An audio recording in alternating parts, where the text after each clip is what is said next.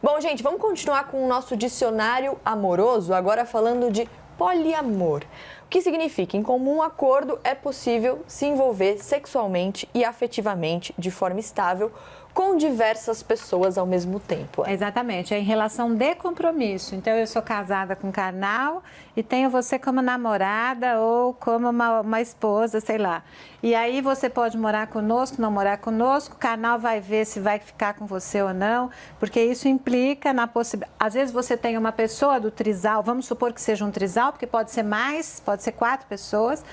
Uma pessoa é monogâmica e o outro não. Nossa, que cama cabide, pelo amor de Deus. Como é que faz a conchinha, pelo amor de Deus? Mas é relação de afeto e de compromisso com consentimento de todas as pessoas e conhecimento de todas as pessoas. A gente vai ouvir a Gabi já, mas eu queria agora só chamar uma entrevista que a gente fez com o Murilo Cerchieri. Vamos falar de algumas questões práticas dentro desse assunto. Por exemplo, como reconhecer em termos jurídicos o vínculo de uma relação de poliamor, por exemplo? Quem explica pra gente, então, é o Murilo Cerchieri, que é advogado de família. Olha só.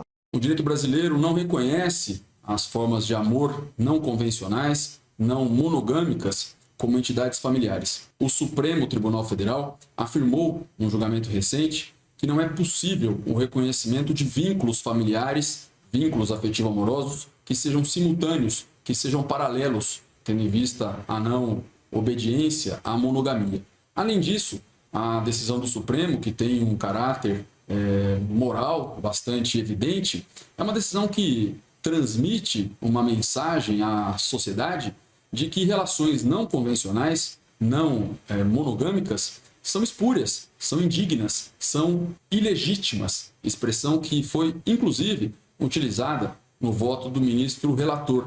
Portanto, parece pouco defensável esse entendimento atual, mas é ele que deve ser considerado. Essas realidades não são reconhecidas como entidades familiares. Eu ia fazer a mesma fala que a do Murilo quando a gente começou a falar de poliamor e aí a gente estava dizendo que são vínculos realmente, eu ia chamar atenção para esse cuidado de que a gente pode reconhecer na sociedade, mas a gente precisa tomar cuidado com as relações jurídicas, porque aqui no Brasil a gente tem essa decisão recente do Supremo Tribunal Federal que vai afetar direito à herança, enfim, que reconhece apenas uma relação.